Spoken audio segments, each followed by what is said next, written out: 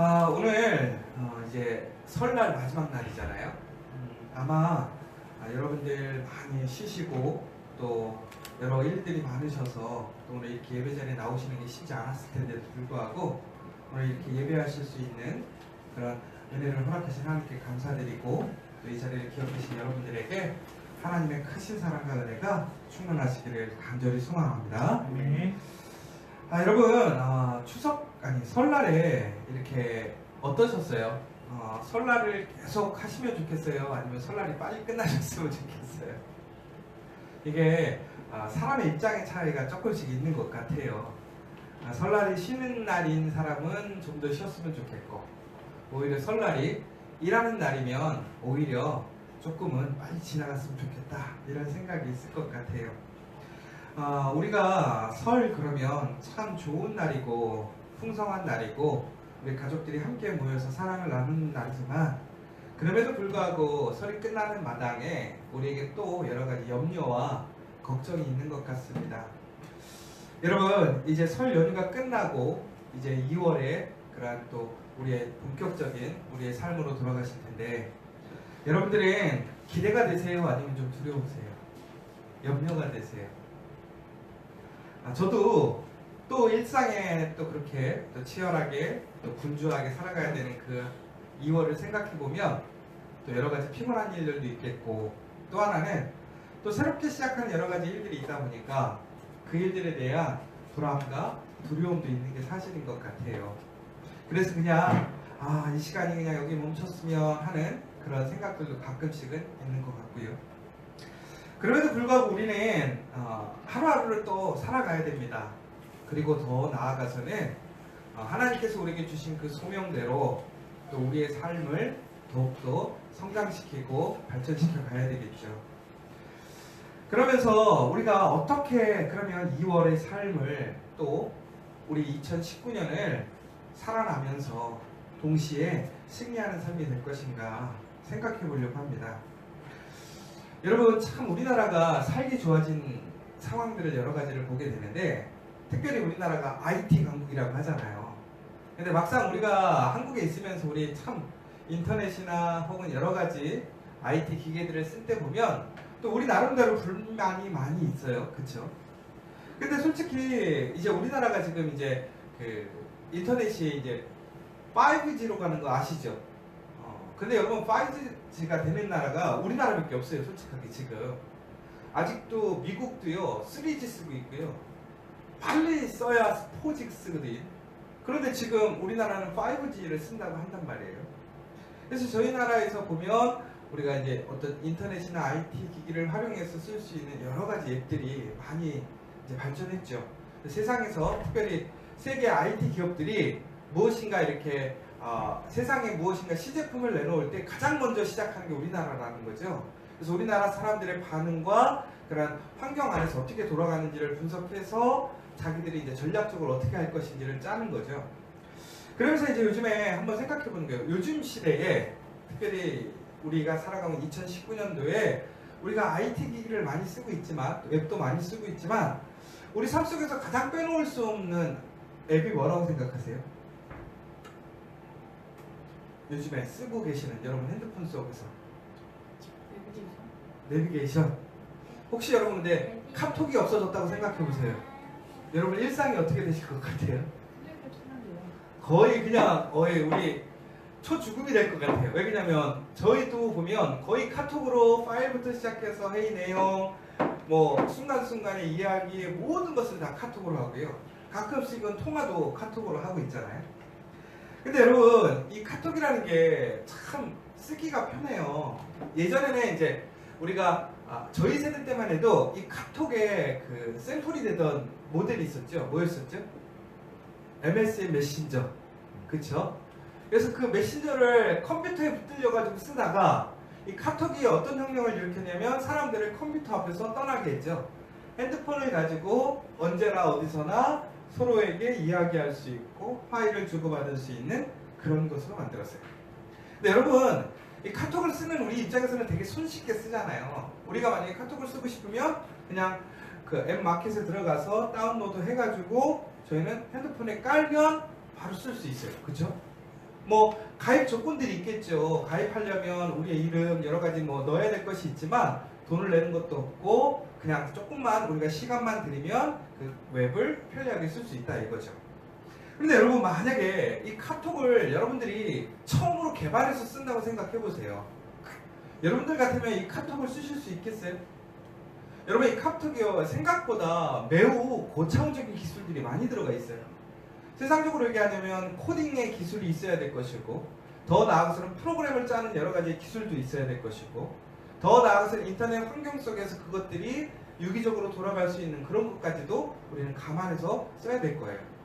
만약에 여러분들이 그러한 것들을 스스로 개발해서 만들고 수정하고 보완해가지고 사람들에게 그 카톡을 보내야 된다고 한다면 여러분들 카톡 쓰시겠어요? 안 쓰시겠어요? 아마도 여기 계신 분 아무도 안 쓰죠. 왜? 그 불편한 걸 어떻게 쓰겠어요? 더 나아가서는 아무도 카톡의 프로그램 코딩을 할 수가 없다라는 거죠.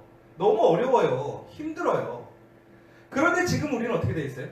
그런 것을 다 누군가가 대신해주고 우리는 카톡만 쓰면 되니까 쉽게 카톡을 쓸 수 있는 거예요. 그런데 여러분 한번 생각해 봅시다.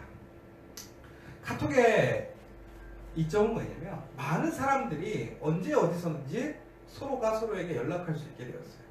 자료를 줄 수 있게 되었어요. 그래서 우리는 이 커뮤니케이션을 할 수 있는 매우 중요한 수단으로 카톡이라고 생각을 하는 거죠. 그런데 여러분 하나님과 여러분들은 소통하실 때에 어떻게 소통을 하십니까? 하나님과 커뮤니케이션을 해야 되는데 여러분들 하나님과 커뮤니케이션을 어떻게 하십니까? 바로 우리는 기도라는 카톡과 같은 그 기도를 활용해 사용하고 있죠. 근데 여러분 이 기도라는 거는요 우리가 잘 아시는 것처럼 정말로 세상적으로 봤을 때 무엇인가 고차원적이고 기술적이고 정말 여러 가지 어떤 절차를 거쳐서 하는 것이 아니라 정말 오히려 카톡보다 더 쉽게 하나님께서 우리에게 만들어주신 다이렉트 커뮤니케이션이라는 거예요. 그런데 카톡도 한계가 있어요. 뭐냐면 인터넷이 끊겨. 인터넷이 잡히지 않아. 그러면 쓸 수 있어요? 없어요? 아무도 못 써요. 그런데 기도라고 하는 것은 인터넷이 되든 안 되든 내가 지하에 있든 하늘에 있든 혹은 내가 바닷속에 있든지 간에 우리는 기도라는 그것을 통해서 하나님과 소통할 수 있고 이야기할 수 있다는 거예요. 바로 우리에게는 하나님과 소통할 수 있는 매우 강력한 도구가 있는데 바로 그것이 기도라는 것입니다. 여러분 그렇게 강력한 도구가 있는데 여러분들은 얼마나 이 도구를 활용하실 것입니까? 여러분 오늘 한번 생각해 보세요. 설날이었죠. 그럼에도 불구하고 여러분 오늘 카톡 쓰셨나요? 안 쓰셨나요? 아마 알고 계신 분들 한 번도 안 쓰신 분 없을 것 같아요. 근데 여러분 기도를 카톡 쓰시는 만큼 쓰십니까? 여러분 우리가요 이렇게 얘기해요. 하나님이 정말 우리에게는 살아계시라고 믿어요. 하나님이 전능자라고 믿어요. 그래서 우리는 하나님께 구해야 된다고 그래요. 하나님께 기도해야 된다고 그래요. 하나님께 간구해야 된다고 그래요. 그럼 오늘 말씀처럼 뭐예요? 그 가운데 우리에게 평강이 와요. 하나님의 능력이 와요. 그래서 우리는 그렇게 해야 된다고 알고 있어요. 그런데 실질적으로 우리는 얼마나 기도하고 있느냐. 기도에는요 도구가 필요 없어요. 웹이 필요 없어요. 하나님을 향해서 부르짖으면 된다라는 거예요. 간구하면 된다라는 거예요. 그것이 기도라는 거예요. 그런데 그 기도에 하나님은 어떻게 하신다라는 거예요. 항상 열려있다라는 거예요. 들으실 준비가 되어 있다라는 거예요. 하나님은 바로 응답하시길 원하신다라는 거예요. 그런데 아무도 그 도구를 사용하지 않는다는 거예요. 역사적으로 성경 안에서 보면 많은 위대한 신앙의 위인들이 있습니다. 믿음의 사람들이 있습니다. 그들이 어떻게 믿음의 사람이 되었습니까? 그들이 어떻게 놀라운 하나님의 역사를 일으키는 그러한 장군님들이 되었습니까? 간단하죠. 그들은 기도하는 사람이었다는 거예요. 어떤 순간에도 그들을 막을 수 없는 그들의 환경을 제약할 수 없는 기도를 가지고 하나님께 기도하고 간구했었다는 것이죠. 여러분 혹시 타이타닉이라는 영화 보셨죠? 그 타이타닉이 그 시대에는 정말로 절대로 침몰하지 않는 배라고 그렇게 선전하고 배가 출항을 했습니다. 그런데 그 배가 종국에는 이제 결국에는 물속에 가라앉게 되죠. 그래서 이유는 두 가지였다고 해요. 첫 번째는 조급함. 선박회사들과의 경쟁 때문에 만원경 안 실었고 구명보트 다 안 채웠어요. 결국은 뭐냐면 빨리 그 배를 출발시켜야 되니까 더 준비해야 되는데 준비하지 못하고 출발해 버렸다는 거예요. 또 하나는 많은 배들이 사인을 보내줬어요. 빙산이 있다고, 조심해서 가라고. 그런데 선장이 어떻게 했죠? 그 항해사에게 잘 살피라고만 얘기하고 물어보지도 않았어요. 그리고 종국에는 어떻게 됐어요? 빙하에 부딪혀서 그 타이타닉은 침몰해버리고 말았어요. 여러분, 하나님께서는 우리에게 이렇게 얘기하십니다. 지금 기도하라고. 왜? 우리 앞에 위험이 있으니까, 두려움이 있으니까, 문제가 있으니까 하나님께서는 우리에게 뭐라고 그러시냐면 기도하라고 이야기하셔요. 그러면서 기도할 수 있도록 하나님께서 우리를 인도해 주시기를 원하시는데 우리는 기도하지 않는다는 거죠. 더 나아가서 여러분, 우리가 기도할 때 우리에게 주어지는 특권이 있어요. 보세요. 여러분, 기도할 때 어느 나라 말로 해야 됩니까? 한국말로 해도 됩니까? 기도는요, 한국말로 해도 충분합니다. 영어로 안 해도 돼요. 라틴어로 안 해도 돼요. 히브리어로 안 해도 돼요. 헬라어 필요 없어요. 무슨 말로? 한국말로만 해도 하나님이 기도를 들으신다는 거예요. 두 번째는 하나님이 선하는 기도 스타일이 없다는 거예요. 여러분, 우리가 이렇게 기도할 때 보면 대체적으로 우리가 뭐 기도의 여러 가지 형태들을 볼 수 있는데 뭐 조용히 묵상하는 기도가 있을 것이고 침묵 기도가 있을 것이고, 그렇죠? 회중이 함께 통성으로 함께 기도하는 것이 있을 것이고, 더 나아가서는 방언을 통해서 방언으로 기도하는 것이 있어요. 자, 여러분, 하나님이 선호하는 기도가 있습니까? 하나님은 조용히 기도하시는 걸 좋아하세요? 아니면 하나님은 소리를 고래고래 지르고 하나님을 향해 울부짖는 기도만 들으십니까? 하나님은 정말로 방언하는 사람들의 기도에만 강력하게 응답하십니까? 아니죠. 하나님은 어떡하시죠? 선호하는 기도 스타일이 있다 없다? 없다. 기도하면 된다. 세 번째는요, 하나님께서 선호하는 장소가 있습니다. 하나님은요, 교회 성전에서 기도하면 더 들어주십니까? 내 일터에서 기도하면 하나님 안 들어주세요? 내 가정에서 기도하면 기도의 영이 약해집니까? 내가 길을 가다가 기도하면 하나님께서는 외면하시고 잘 안 들린다고 얘기하시나요? 아니죠. 하나님은 장소를 제한하지 않는다는 거예요. 선호하는 장소가 없다는 거예요. 그건 무슨 얘기예요? 어디서든지 기도하면 하나님은 뭐 하신다는 거예요? 들으신다는 거예요. 마지막으로 하나님은요, 우리가 기도하지 못해도, 기도할 수 있는 능력이 없어도, 기도에 대한 지식이 없어도 하나님은 우리가 기도할 수 있게 기다려주셔요. 더 나아가서는 우리를 격려해 주셔요. 그래서 결론은 뭐냐면 여러분, 그냥 기도하면 되는 거예요. 다이렉트로 하나님께 전달되어지는 기도가 우리에게 주어져 있다는 거예요. 우리에게 특권이 있다는 거예요. 2019년 우리 커피아 교회의 표어가 살아난다예요. 여러분, 그런데 도대체 우리가 어떻게 살아날 수 있어요? 우리의 능력으로? 우리 공동체의 숫자로? 헌금의 많음으로? 절대로 그럴 수 없죠. 오직 하나님의 영으로 할 수가 없어요. 그런데 그 영은 어떻게 오게 오는 거예요? 그 능력이 어떻게 오는 거예요? 기도하면 되는 거예요. 그러 여러분, 기도를 사용하시고요, 하나님과 소통하십시오. 기도를 통해 위기를 피하시고요, 문제를 해결하시고요, 하나님의 능력을 확인하십시오. 바로 기도에 도전하는 삶이 되십시오. 그러면 살아납니다. 오늘 이 자리에 많은 사람들이 없어요. 그러나 저는 그 기도의 능력은요, 사람의 많고 적음이 아니에요. 단 한 사람이라도 하나님 하나님께 기도와 간구로 절실함으로 하나님께 기도하면 하나님은 기도에 응답하시고 그 한 사람의 기도를 통해서 가정을 변화시키고 그 일터를 변화시키고 그 공동체를 변화시키고 그 나라를 변화시키잖아요. 여러분 느헤미야를 생각해 보세요. 느헤미야가 하나님 앞에 거룩한 사명을 받고 나아가려고 했는데 얼마나 많은 장벽들이 있었어요. 그런데 그가 기도합니다. 그런데 그가 기도할 때 그 기도의 응답이 100% 이루어질 거라고 생각하고 기도했을까요? 아니에요. 많이 힘들었을 거예요. 의심도 있었을 거예요. 두려웠을 거예요. 그럼에도 불구하고 그는 기도했어요. 하나님께 맡기고 부르짖었다는 거예요. 그래서 어떻게 됐어요? 하나님께서 놀랍게 그 예루살렘을 다시 재건시키시는 놀라운 역사를 일으키시잖아요. 모세도 그랬잖아요. 하나님이 사용하시는 사람들을 보십시오.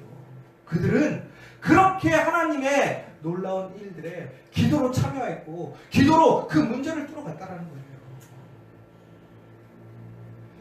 그러면서 빌립보서 4장 6절에 이렇게 됐죠. 아무것도 염려하지 말고. 여러분, 우린 솔직히 염려 많이 해요. 저도 염려 많이 해요. 그런데 여러분, 염려할 때 여러분들은 염려에 대한 생각 때문에 여러분의 에너지를, 여러분의 생각을 거기에 집중하느라고 많은 것을 빼앗겨요. 성경은 그래서 얘기하는 거예요. 염려할 에너지를 가지고 뭐 하라는 거예요? 기도하라는 거예요. 두렵고 불안한 그 마음, 그 생각들을, 그 시간들을 기도하는 시간으로 바꾸라는 거예요. 다만 모든 일에 기도와 간구로 너희 구할 것을 감사함으로 하나님께 하라. 여러분, 기도와 간구라고 나와 있는데 이 기도는 우리가 일반적으로 하는 기도예요. 간구는 뭐예요? 더 절실한 기도예요. 일반적인 기도로, 절실한 기도로 우리가 구할 것을 감사함으로 하나님께 아뢰라는 거예요. 그러면 어떡하십니까? 하나님이 들으신다. 바울은 또 우리에게 이렇게 얘기했죠. 쉬지 말고 왜 쉬지 말고 기도하라는 거예요? 그 기도에는 응답이 있기 때문에, 역사가 있기 때문에. 사랑하는 여러분, 염려를 멈추고 기도하십시오. 도전하십시오. 용기를 내십시오. 그것이 바로 기도하는 거예요. 저는 여기 계신 여러분들이 그 놀라운 기도의 능력을 일으키셨으면 좋겠어요. 기도의 변화를 일으키셨으면 좋겠어요. 그러면 4장 7절에 뭐라고 되어 있냐면, 그리하면 모든 지각에 뛰어난 하나님의 평강이 그리스도 예수 안에서 너희 마음과 생각을 지키시리라. 여러분, 정말 예수 그리스도를 믿는다고요. 그 믿음이 있다면 예수 안에서 모든 것에 뛰어나신 하나님께 기도하시기 바랍니다. 마틴 루터 킹 목사님이 놀라운 일들을 해냈었죠. 마틴 루터 킹 목사님에 대한 근데 이제 평가는 되게 많아요. 워낙 이제 인권 운동을 하시면서 또 우리랑 문화적인 것이 많이 달라서 또 여러 가지 우리가 봤을 때 좀 이해되지 못하는 부분들도 있고 사생활에 대한 부분들도 있고 또 그것이 이제 정치적인 어떤 운동이다 보니까 또 정치적인 관계 속에서 이렇게 평가들이 달라질 수도 있겠지만 어찌됐건 간에 이 마틴 루터 킹 목사님은 정말 미국에 어마어마한 변화를 일으켰죠. 사람들이 색깔로 참을 받았어요. 그런데 마틴 루터 킹 목사는 하나님 앞에 모든 사람은 평등하다. 그것을 실현하기 위해 그는 그의 삶을 헌신했고 그 일에 앞장섰습니다. 그래서 많은 위협과 도전을 받았어요.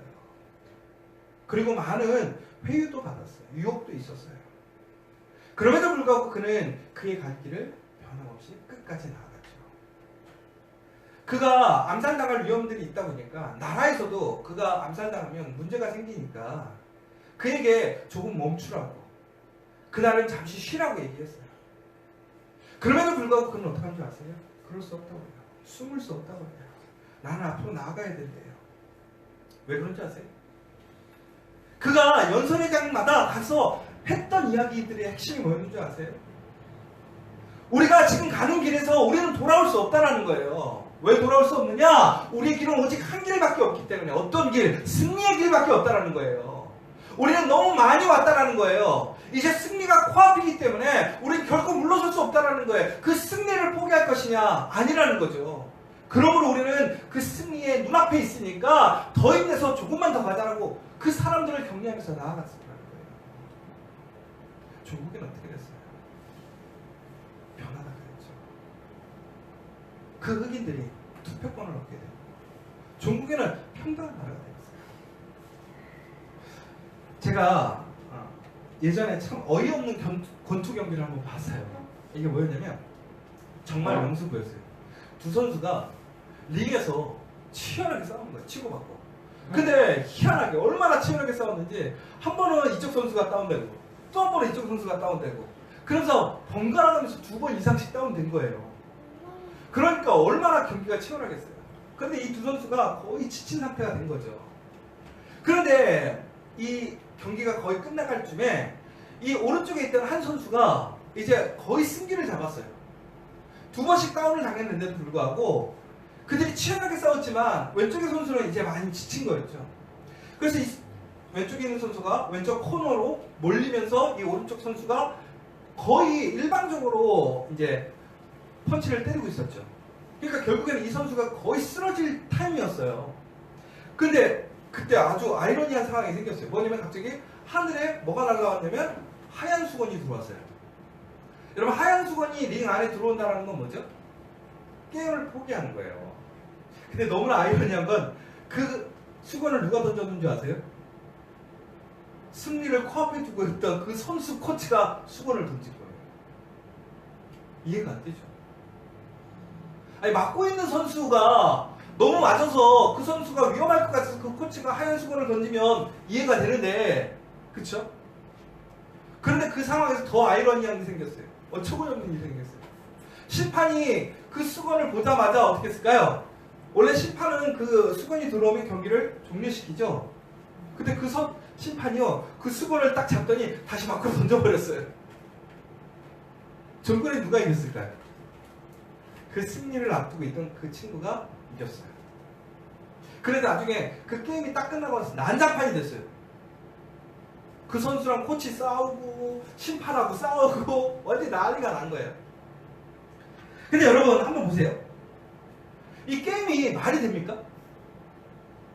아니 승리가 코앞인데 하얀 손수건을 던져서 게임을 포기한다는 게 여러분 말이 돼요? 말이 안 되죠.